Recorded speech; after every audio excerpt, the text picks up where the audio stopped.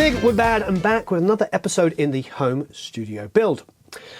This one's going to be a very unglamorous subject, but incredibly important, and that would be cables.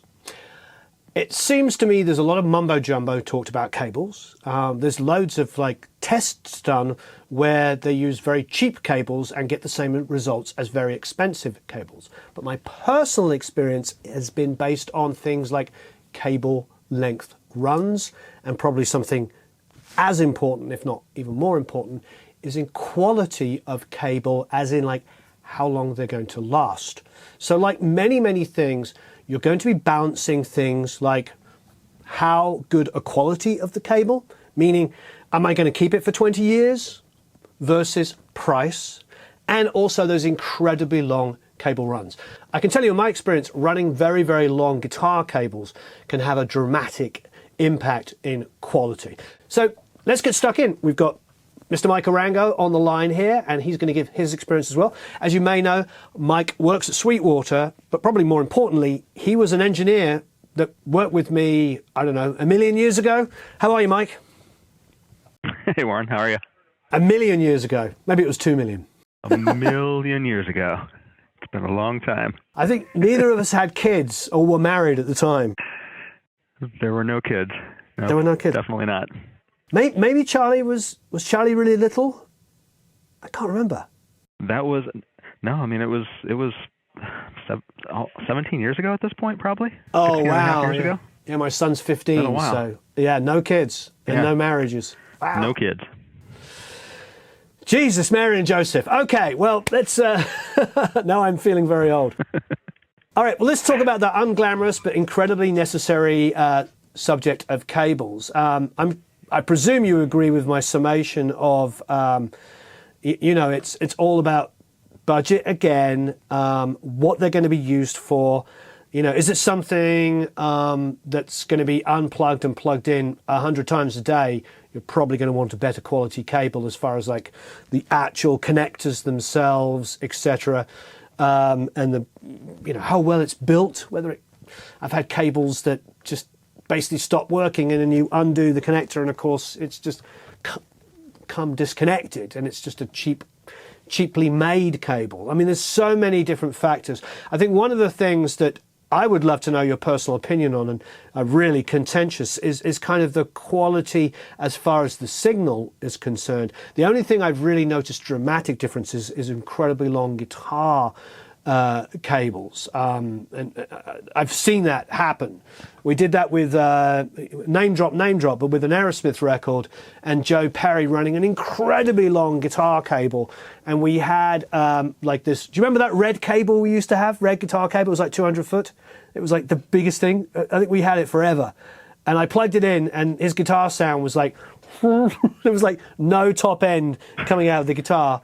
And then we took a really expensive guitar cable, and the high end just seemed to come back. So, I'm no scientist here, but my personal experience is expensive cables in those situations under really long cable lengths made an audible difference. But I don't know. What is your personal experience with... because that conversation must come up all the time where people are asking about, should I be buying better quality for better, better sound? Oh, sure. Yeah, and, we're always going to be sensitive to budget. But yeah, this is part of the conversation, is how long do these cables need to last? What do you need out of them? And yeah, you're right. There's a lot of stuff that goes into a good cable versus a, quote, bad cable, good quality versus bad quality cable. But any cable, running a long guitar lead like that is going to change. The resistance adds up. You especially with low level signals, like what you have from a guitar, an instrument, a microphone, even a line level output. That said, there are studios and venues with hundreds and hundreds, if not thousands of feet of balanced cabling, at least in the walls for their line level runs or microphone level runs. The sound definitely changes as the resistance builds up over those longer runs, but there clearly was something going on with that particular example that you made there, where there was a better quality versus a not so great quality cable if you're making the same run with two unbalanced cables. Yeah, I mean, in in the cheap cable's defense, I mean, it was cheap. It was probably homemade. I remember it was bright red. It was a bright red cable. Yeah.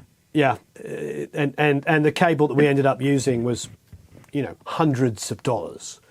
So, if there wasn't a difference between those two cables in that situation, there would never be, there would never be a reason to buy anything other than cheap cables. And on paper, at least, when you're looking at what makes a good cable, you're looking at the build quality of course, you're looking at the purity of the wire, 100% copper versus tinned copper. You're looking at the gauge of the cabling. You're looking at how many strands it is, the type of shielding. There's all kinds of stuff that goes into a good versus a not so good cable, and they all play off of each other. And various manufacturers use different techniques, different shields, different gauges, so on and so forth. And there are a bunch of good cables out there. Our goal is always to, again, figure out what people need out of them, and to make it work within the budget, but still hopefully to get something to you that's going to last for a long, long time. Yeah. So, Mike, can you tell us about the basic differences between a balanced and unbalanced signal? Sure. Yeah, so an unbalanced cable is going to be a lead and a shield or a ground. A balanced is going to have two leads and a ground. The advantage with the balanced cable is in noise reduction, and then you also get some additional level on the other end. So you can think of it as the two leads that are not the ground, the hot and cold, are going to carry the same signal, but you can think of it as being in inverse polarity. When it gets to the other end, it goes through a process called common mode rejection, which is going to invert the polarity. And then effectively what you end up with is twice the level. And presumably, because it's a twisted pair or sometimes two twisted pairs of actual wire in the cable, in theory, it picks up the same amount of interference, both EMI and RFI. And then when it goes through that process of common mode rejection, that is all inverted and canceled out, just like if you have two signals, whatever, of a kick drum or of noise in your DAW, and you invert the polarity of one of those channels, it should cancel out. And that's the goal there, is to have as noise-free of a run as possible. Unbalanced does not have that capability. The only time you'll necessarily notice a level difference will be if you use an unbalanced cable with two pieces of equipment that are sending and receiving or expecting balanced signals. In that case, it's just referenced to a different voltage, and you end up with less level. So connecting two pieces of equipment that are sending and receiving unbalanced signal versus balanced signal, as far as the level that you hear, it should be the same. People do get a little bit confused. I think in our industry, there are so many different things that the same connectors can be used for. Yeah, I agree. XLR connections that are mic level or line level, or they can be DMX for lighting, or they can be AES. Yeah, I was about to say AES EBU. Yeah. Exactly. And there's a different type of cabling, a different impedance of cabling that you ideally use for digital, but it's all the same connector. So it's all the same connector, yeah. I remember that with AES. I have a friend, very good friend, Julian Butcher. Julian, if you're watching, hi. Jute, or Spew as we call him. He's a BBC, well now he's independent, but engineer. And years ago when I first started using AES stuff, I think you were working with me at the time, and we had to connect Sirius Satellite Radio had... Yes. You remember they had their booth? I told that story just this week, actually, to somebody, that we had the first Sirius radio station west of the Mississippi was in Swing House, right? Yep, we had it there. And we were doing... I did the Tony Hawk show and the Lance Armstrong show. This is before all these guys had the studios in their homes, so they would come down to the studio and we would do this. And we had a long AES cable running from their studio over to ours, running through a Mix Plus system, which, let's be honest, we saw some crashes in the middle of sessions sometimes. And that was what was feeding their transmission. So if that system had gone down, that was their worldwide the Sirius transmission. Yeah. Yeah. It was crazy. Exactly. We had Sirius Satellite Radio West Coast office subletting from us. Yeah, it was crazy. It was an amazing time. When you think about those, and I did like AOL sessions. Remember we did Switchfoot, we did the Bangles, we did like all these different. It was a great time, really, really great time. Insane. Yes, but I remember calling Jute because, he's a BBC guy. And I said to him, AES, can I just use a mic cable? And he's like, yes and no. And I was like, what do you mean? He goes, well, with an AES signal, he goes, you really do need a proper cable if you're going to go over, I can't remember how many feet it was. Was it like 5 or 10 feet? Yeah, for a short run, you can get away with it. Yeah. But yeah, for a longer run, you want it to be the correct impedance. Yeah, exactly. So, it's great. This is a good illustration of why we're talking. It's great to have people that have had the actual experience, because you can go online and you can read all the spec, but without actually a human being to explain why these things are important, it just creates a lot of confusion. I mean, I go online and I'll tap in something and I'm trying to figure out some technical spec, and it comes in that this technically specs better than this product or that product. But then I'll talk to one of my smart friends like Julian, and he'll be like, yeah, but so that's got a slightly better signal to noise. But the reason why I use this particular product, it doesn't matter.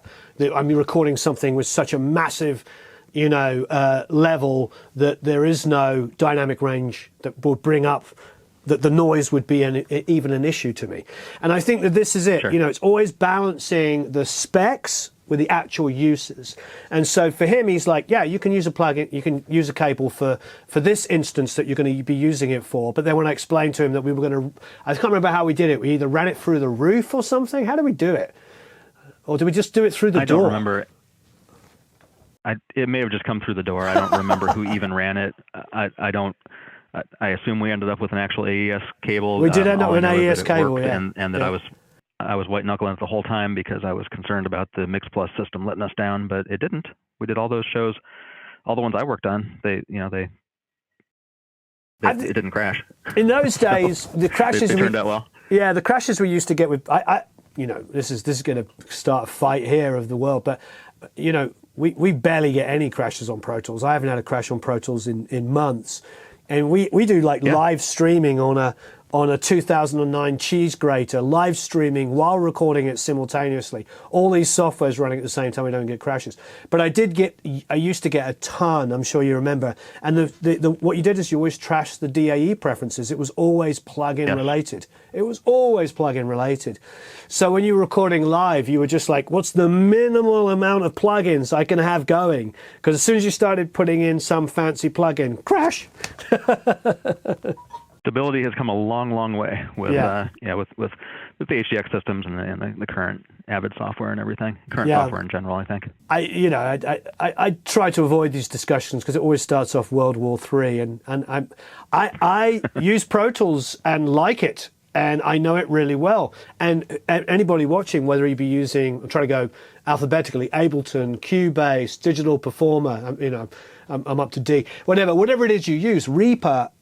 It doesn't matter if you know the software, your DAW, really, really well. That's great.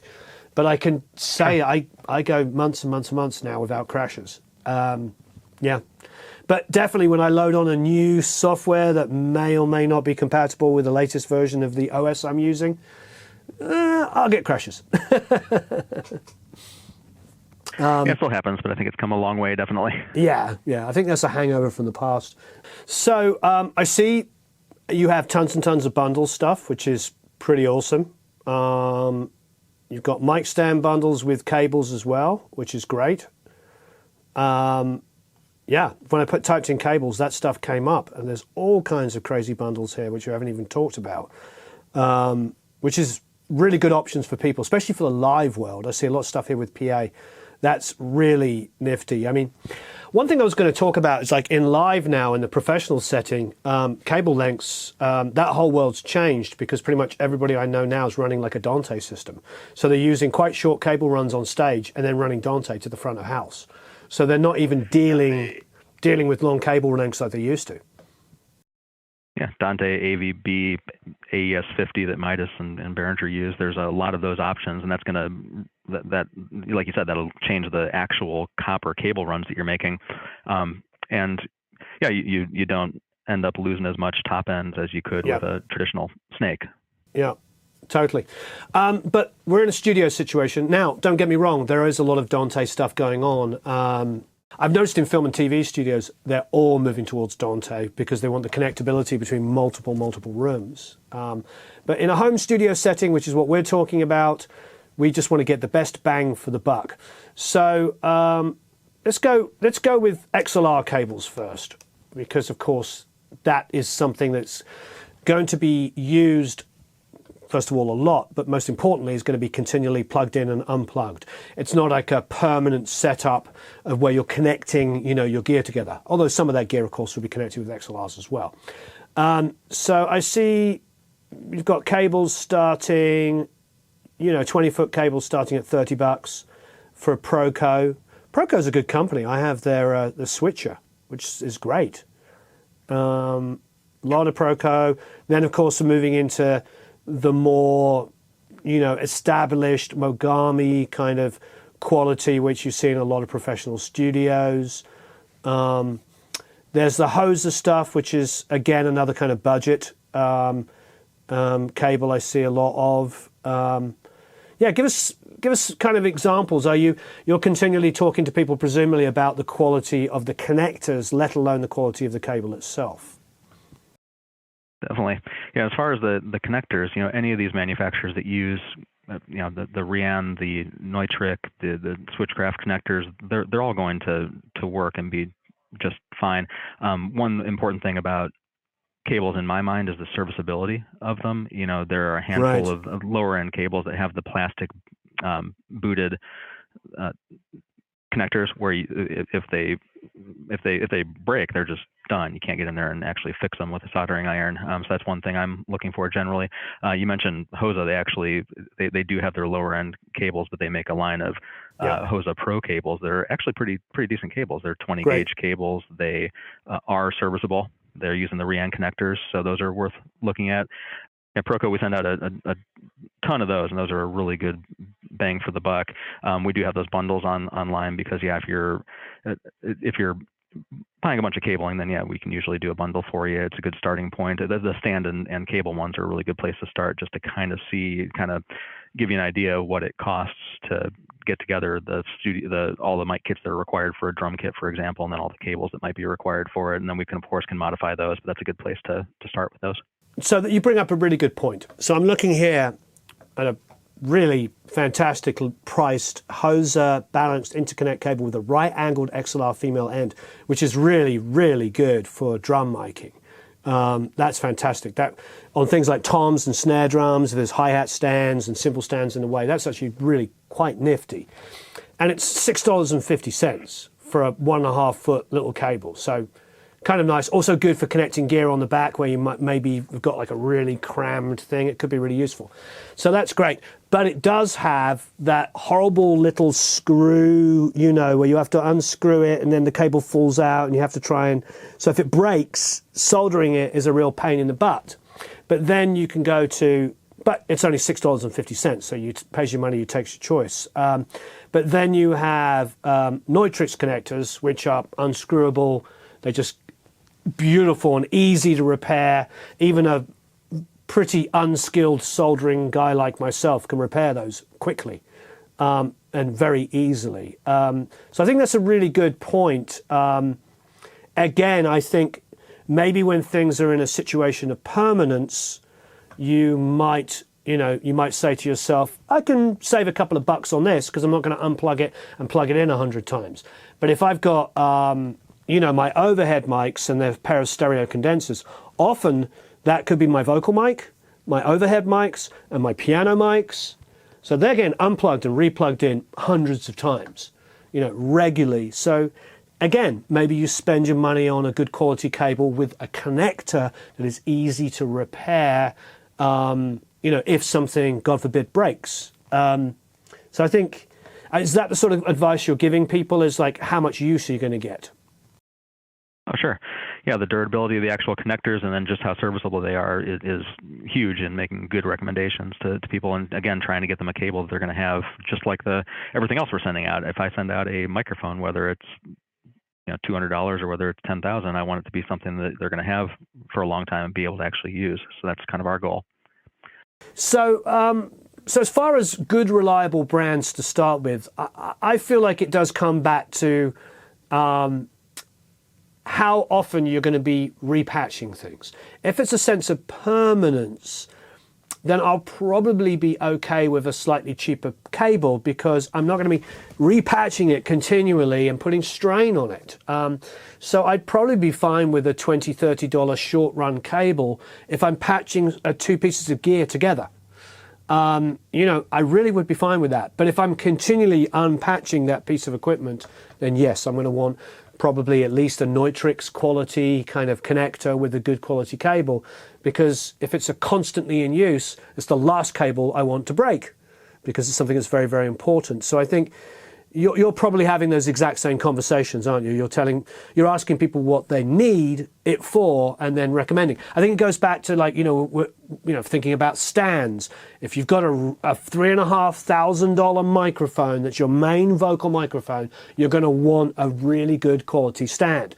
You're going to want a really good quality cable. Why would you spend $3,500 on a microphone and then use a $20 cable that the singer steps on and pulls out and destroys? I think it's always common sense versus budget. Absolutely. We send out some pretty nice equipment, and even less expensive equipment at this point sounds really good. And we don't want to compromise that with the cable. But as far as the connectors, anything that's most of these cabling manufacturers that we stock will use a good Neutrix, Rihanna Switchcraft connectors that are both durable but also serviceable, so you can get in there and solder them if you need to. You do have a handful of cables that are going to be lower dollar, but they're not going to have as much actual conductive material in there, not as good of shielding, which we should talk about, I guess, the shielding here at some point. Then also these booted plastic connectors that you just can't service. So if they're on one hand, they don't cost a whole lot, but on the other hand, if they're done, they're done, unless you're going to totally chop the thing and re-terminate it. Yeah. I mean, I've been a champion of good quality cables forever, but it's always because when I plug in the really good quality cable consistently and continually, I forget. It's a bit like we were talking about Atlas stands and realizing that we hadn't brought them up in a stands conversation because we'd had them for so many years and they hadn't broken down. We almost just took them for granted. And I feel like that's also true with really good quality cables. You take it for granted because they haven't broken down. Oh, absolutely. Yeah, there's a lot that goes into the cabling. They have the connector. You have the types of shielding, and the interesting thing is that they're not all good or bad. Some manufacturers even spec different types of shielding, for example, for different types of cables. So you have like a foil or a conductive PVC shield that'll give you the best coverage. Technically, foil it's a little more fragile and can break down under usage and movement and everything like that. But even some of the higher end cable manufacturers will use foil shields for their snakes because it takes up less space. Once you set a snake into use, once you patch that into your equipment or patch bay, it's not moving a whole lot, and it gives you such great coverage. Many of the cables that we stock are going to have braided shielding, and that you want to take a look at the percentage of coverage there, at least on paper. That'll give you an idea of how much noise the shield will reject. And those things offer really good coverage with varying percentages of the shielding, but that also does add to price because it's a little bit more expensive in the manufacturing of that type of shielding. They're really pretty durable as well. They can kink and break over time, but they tend to be pretty durable.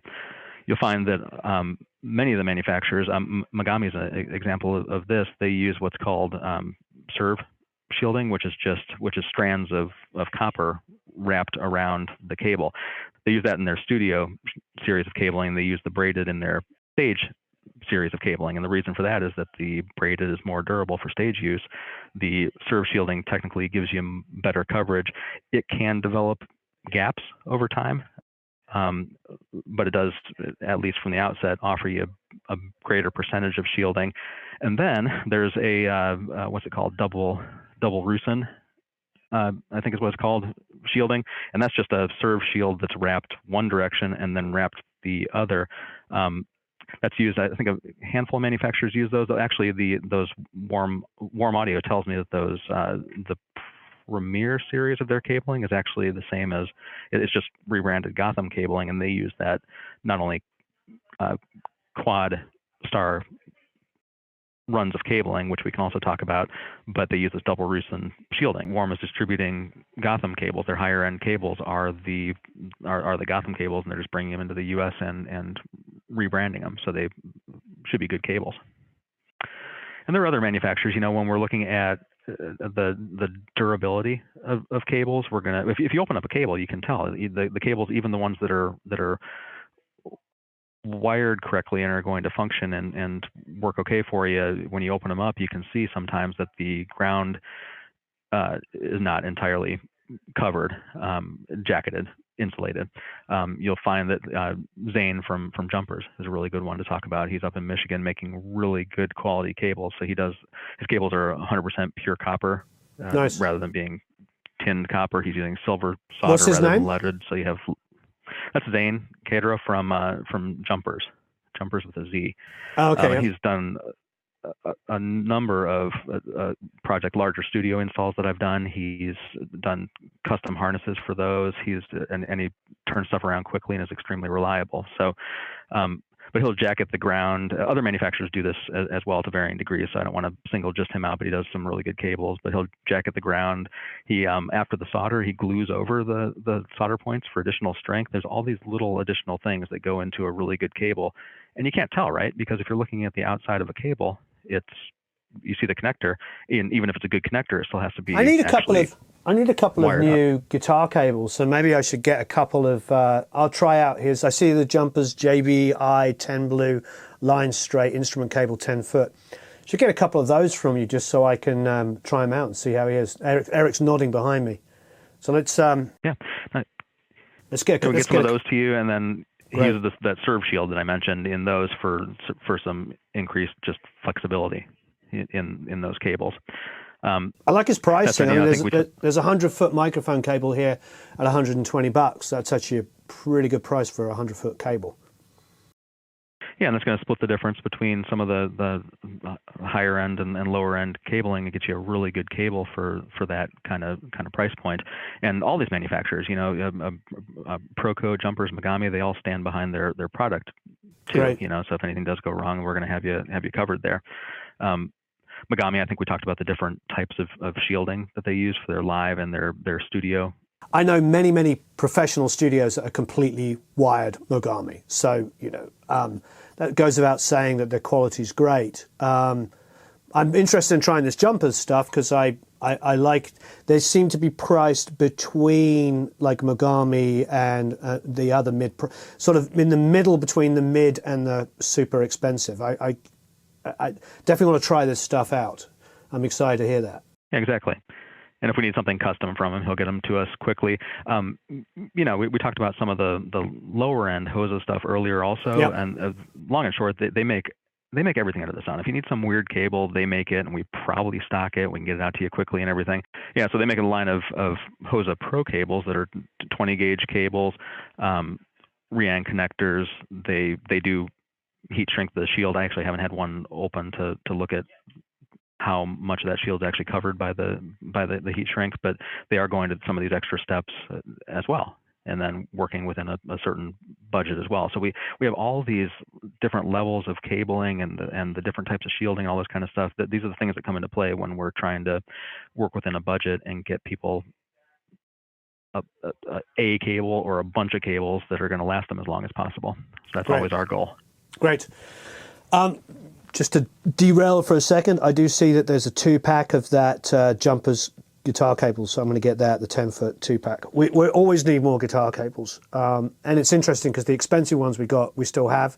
All the cheap ones have slowly been thrown away.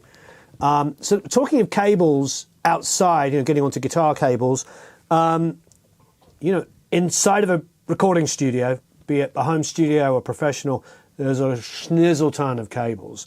Now, for patch bays, etc., you've got TT cables. which of course we use on the SSL. In most home studio environments, I don't think I'm going to initially, I'm looking behind me, have a TT patch bay. It will probably eventually come to that as we build this room up more. But at the moment, it's probably just going to be quick repatch kind of stuff as and when needed with some sense of permanence. But I don't see me having a TT patch bay yet. We all start out with individual pieces of equipment, and it all grows from there, and eventually having a patch bay becomes a requirement. But yeah, just as a convenience, it's just so nice to not have to crawl behind a desk and plug cables in here and there. Do you sell many TRS 1/4 inch patch bays? Sure. Yeah, so that's going to be that, just like with everything else, the conversation there is the needs of the individual. You know, if you have a studio where you only need that many patch points and you already have some TRS cabling, something along those lines, there are some really decent little 1/4 inch patch bays that are just 1/4 inch through, so you can incorporate those really easily. You buy a few more snakes and there you go, you're all set up.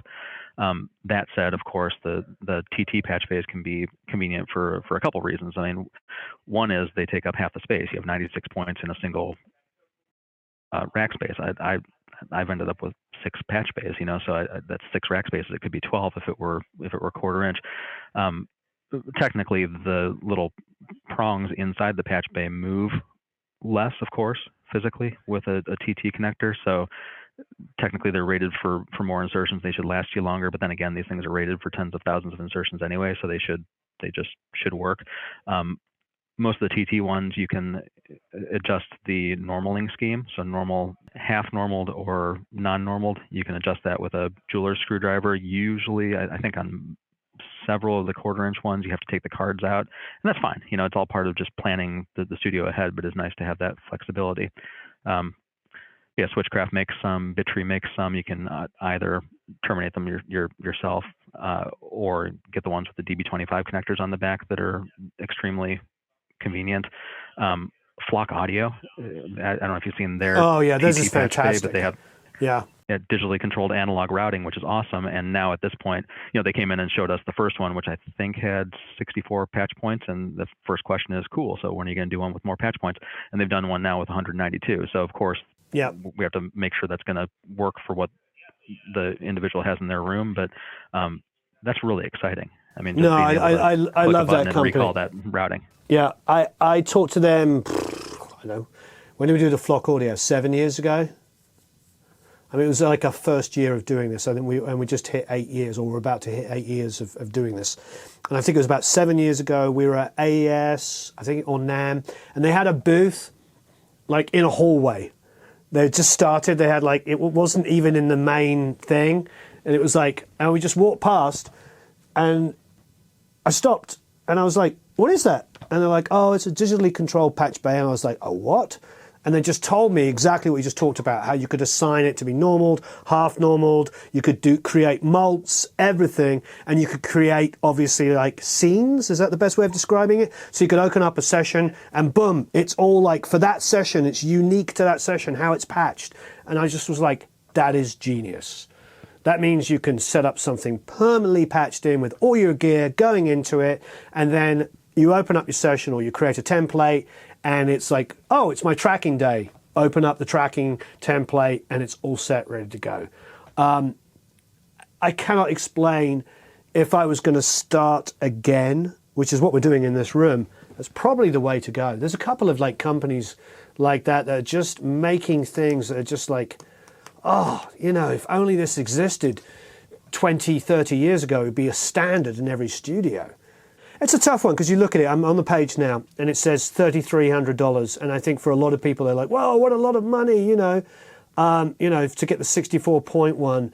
But if you are a lover of analog equipment and you are going to be, you got all the 500 series stuff, which is very affordable way of getting in. I had David Hinsey here yesterday. David from API. Yeah, absolutely. No, I worked with Dave on a number of the API consoles I sent out, and he was really instrumental in getting my own console into my room. So yeah, we're yeah, I know him well. What do you have? What console do you have in there? I have a 1608. Dude, wow, that's amazing. Amazing console. Yeah, and that was the evolution. I had a Toft board that served me really well for many years. But I do a lot of drum tracking in that room, and of course full band stuff. But it's just another level for drum tracking. Do you have good session players out there? Do you have good session guys and girls? Yeah, absolutely. I mean, this when they're bringing in the number of people, I moved from LA to work here. They're bringing in people from all over the country and all over the world. And yeah, there are a lot of really talented musicians that they brought in. I have a handful of guys that do drums for me and various other instruments, and a lot of talented musicians here. It's a pretty cool scene. I'm got some ideas of brewing in my head, but you'll have to figure out how to film a performance or something like that. But we should do some stuff together. That would be amazing. Yeah, absolutely. No, we should be. Yeah, great board. I remember the first time. This was, of course, a couple of decades ago. But the first time that I recall really, and it was at Swing House, but tracking a whole drum set through all of the BAE pre's. We had all the Neve style pre's, Yep. and just the coherence that comes from everything being tracked through the same pre's, the same speed of pre and everything like that. So I'm using the API on the close mics and all my BAE Neve stuff on the rooms and the fun crunchy kind of microphones around and in the kit, and it really makes a great drum sound. But yeah, I love that board, and of course Dave not only I'm extremely familiar with the board at this point, but Dave helps us really effectively with questions when they come up. They do that virtual console experience, so we can get on a Zoom call with him and with clients when we're speccing out a console and run through one virtually, so he's really accommodating on that. And, I think, yeah, he was instrumental in getting my own console. So yeah, I certainly appreciate that. well, he was here last night and we were just talking about 312s. I mean, 312s are what, $700-800? And then, that's one of the greatest mic, as a 500 series, that's one of the greatest mic pre's ever made. And it's not cheap, but it's not unbelievably expensive.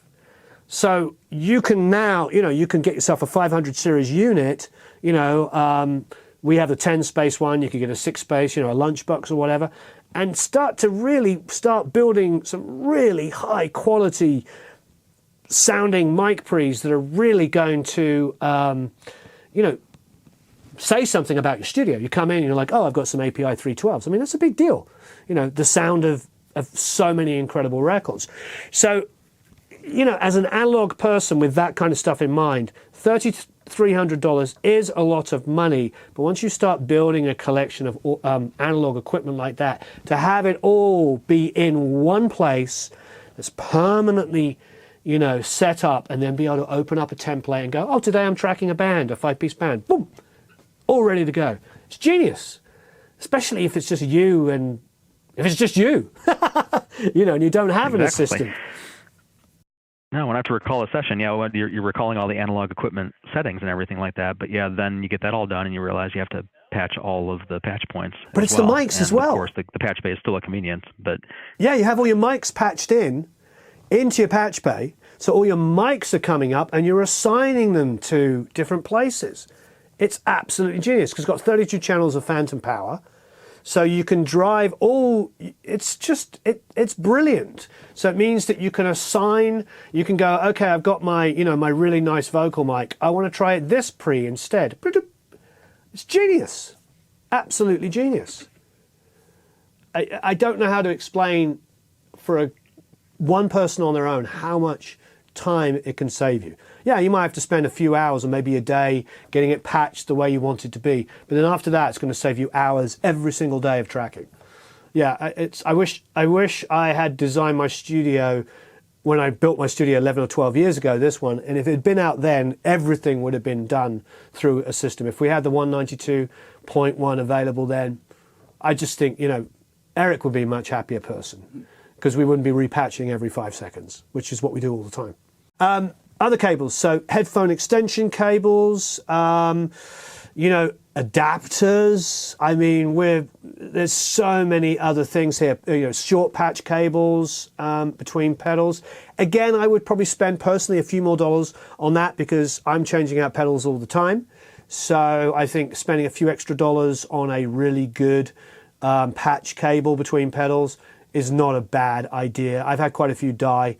over the years, and it's usually the cheap ones that go. And again, Absolutely.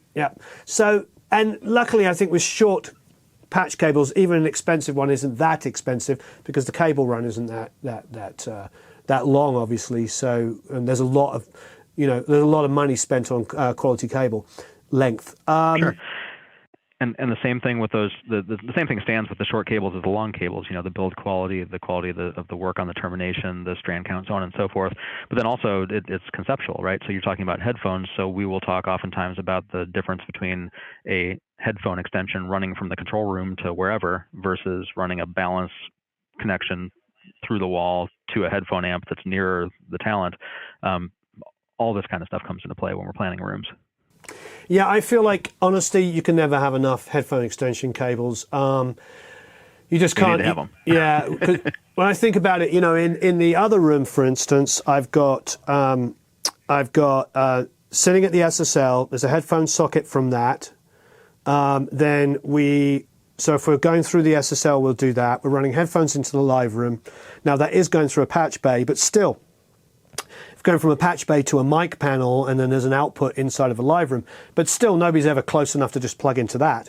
Drummer, singer, piano player, whatever it might be. So sometimes you've got 2 or 3 people tracking at the same time. They all need headphones extensions. I need a headphone extension if I'm coming from the SSL. If I'm using my inexpensive, a lot of the time we're making records now and doing things just using, affordable interfaces, because we're realizing like an Audient interface at like $300, close your eyes, sounds just as good as my expensive interfaces that are going through my console. And if I'm especially when I'm doing mic demos, I'm doing mic demos using inexpensive interfaces so that people get an idea of what it sounds like through something they can afford.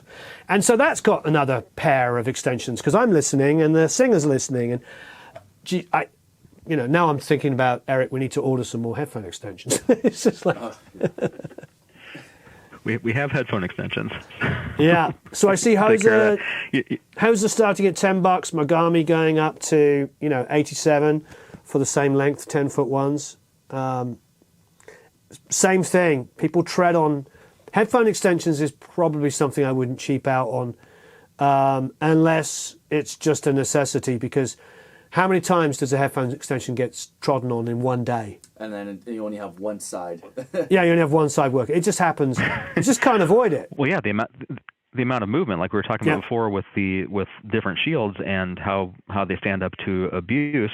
But then also it's an unbalanced lead. So this goes back to how we were talking about different connections being used for different things. Yeah. In some cases, I'll talk with people who assume it's a balanced connection somehow because it's TRS, it's tip ring sleeve, and has 2 leads. That can be balanced mono, but it has to be unbalanced stereo. Exactly. So the better the shielding, the better it's going to keep the junk out of your signal. And again, I think it comes back to lead singer. You got a lead singer on your nicest mic, which is typically what's going to happen. Not always, because as we said earlier, 57s, SM7s are used, as 58s are used often for lead vocal mics. But predominantly, it's usually your most expensive mic is your condenser, and that's what your singer's singing through. So you want the good quality stand, the best you can afford, the best cable for your good quality mic, and your headphone extension the same, because the headphone cable's dangling onto the floor. It doesn't matter what you do. It's going to get pulled out. Somebody's going to walk away with the headphones around their neck, forgetting it's plugged in. Mm-hmm. I've done it. They pull on the cable, or they step on it. It's, again, and so it's an $87 cable, which is not cheap. But again, do you really want to be in the session when your singer stands on the cable and then you're disappearing for a couple of hours driving off to buy a cable? Again, if you're trying to charge $50 an hour, it only has to happen once and you're thinking to yourself, if only I bought a better quality headphone extension. So I think, budget-wise, to get back to what we've been doing on all of these conversations, it's deciding on how often something's going to get used and how expensive the piece of equipment that it's attached to. If it's an expensive microphone, buy expensive cables. That means extension cable, that means microphone cable. If it's something that's permanently patched in, that's probably never, ever going to be disconnected, maybe it's okay to use a cheaper cable, especially if it's a short cable length. It's probably okay to save some money on that.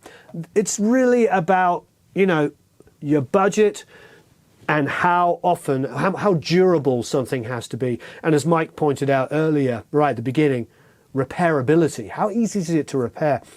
You know, if you're going to save some money, maybe you find something in the mid-price that has a good quality, you know, jack on it, a good quality connector on it that's easy to repair. You know, that might be the compromise in some of these situations. Otherwise, the $10 headphone extension is probably, for instance, just going to be thrown out when it breaks. You had mentioned earlier the long guitar cable lead that you were talking about, and we just talked about taking balanced runs through walls, you know, patch panels and that kind of stuff. Yeah. I'm pretty sure we did this several times back at Swing House, but what's your experience been with using a long cable of any quality versus using a short cable into a passive DI and then a passive DI on the other end of a balanced run into the live room back into a guitar cable? That's a good way to extend range without taking too much top end off on a unbalanced cable. Yeah, I mean, we used to do that a lot. Remember, you and I, we would remember recording the bass amp with the bass cab with another bass cab. Actually, I think we took a floor monitor, remember, a vocal floor monitor, and we would stick that up against the bass cab and turn the floor monitor speaker, a 15-inch driver, into a microphone. So we would then connect that to a DI box and then print that, and you just get this amazing low end. That was a technique I stole from Jeff Emmerich, because on Taxman he took an 18-inch cab and recorded it with another 18-inch cab. There's all these situations where you very Paul McCartney. Yeah, very Paul McCartney. There's all these situations where you need extra cables, and that'll get us into like, connectors, having a lot of different connectors, realizing that people are going to show up, especially singers, with their own headphones, and they'll probably show up forgetting a 1/4-inch adapter.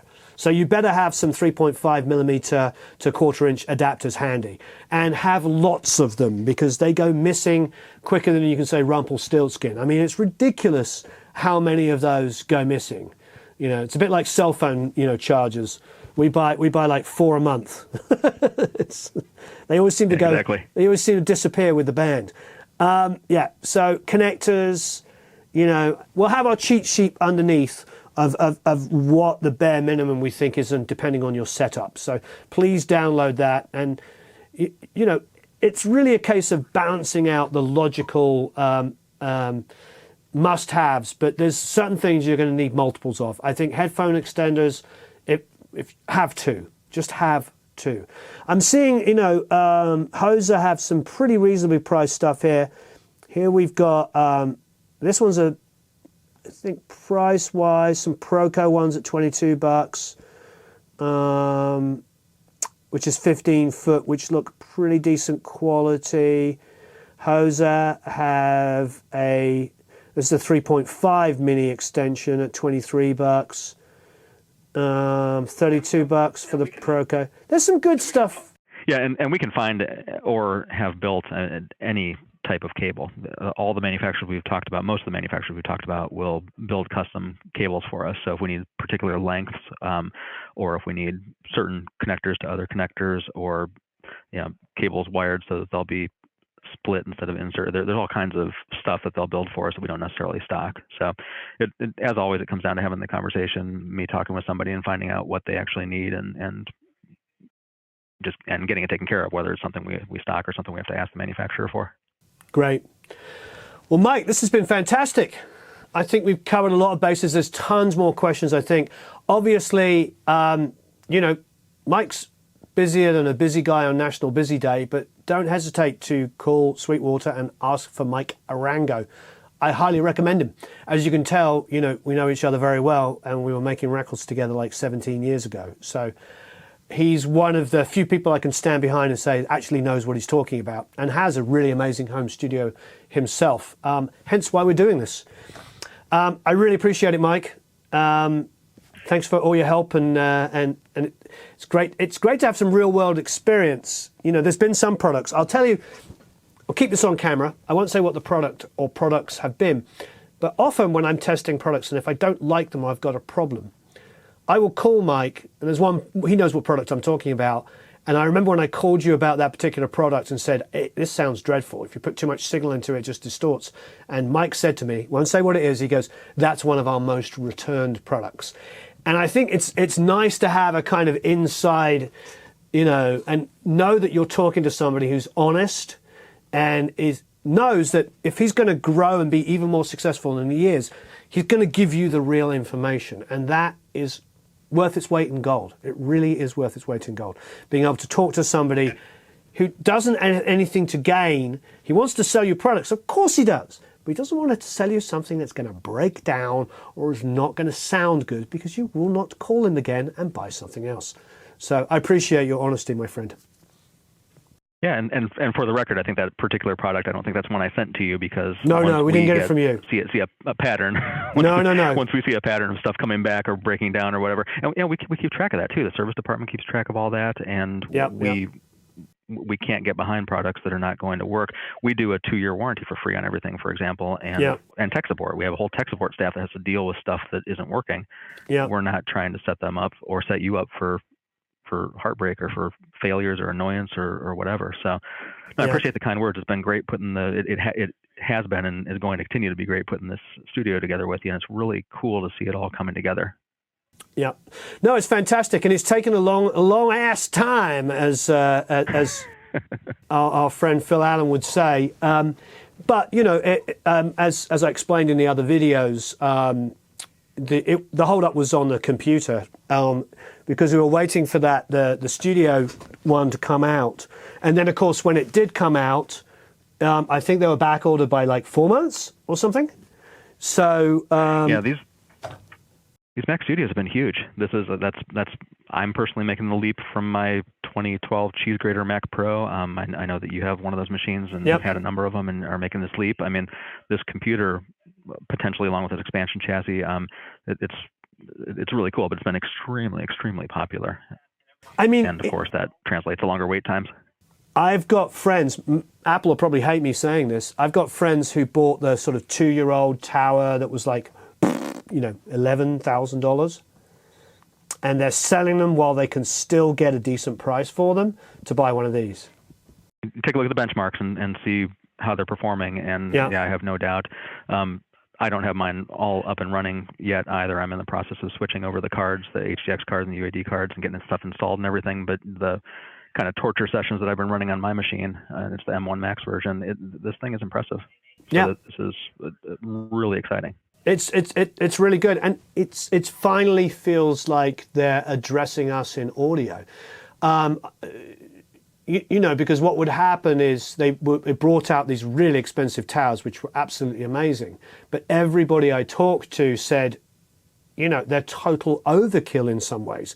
They're amazing if you're editing movies, but what audio guy needs a computer that you're only using like 20% of its potential? And these are still like, 50 times faster than what I'm used to, but I'm not paying for all this extra schnizzle that I'm never ever going to use. Because even the videos we edit for YouTube are not 1/20th of taxing as it would be to make a major motion picture, with everything is CGI and blue, green screen, blue screen, whatever it is these days. I sound old, because it used to be blue screen when I was a kid. Now, of course, for the last 20 years, it's been green screen. Anyway, but you remember dinosaurs? They used to be lizards. Now they're birds. I rest my case. Anyway, you get my point. I feel like they've really gone out of their way to address us audio nerds. So I'm very happy about that. Exactly. Yeah, it's good seeing your room come together. And really, truly, there's people I've been working with here since I got here 16 years ago, whether it's somebody I just started working with a month ago or somebody that I've worked with a decade and a half. When I send stuff out and you get like pictures back and of course links to sound files and that kind of stuff, and just get to see where this stuff's going and what's happening with it. I mean, that's really cool. And then of course I geek out on studio builds. So anybody that I'm working with who's building a studio, I'm always asking for pictures of that, which it's really strange to get excited over drywall and rock wool and panels and cables and wall panels and all that kind of stuff. But yeah, it's really great to, I think, have this documented like you are, and to see everything coming together. So it's fun to be a part of it. Thank you. Thanks for being a big part of it. Mike, you rock. Thanks, everybody. There will be a cheat sheet down here, so please download that. Also, of course, leave some comments and questions below and tell us your experiences. We really want to know what your experiences have been. This has been a fascinating journey, and would love to know how your particular home studio build is either going or has gone. Thanks, everyone. Thanks, Mike. Thank you.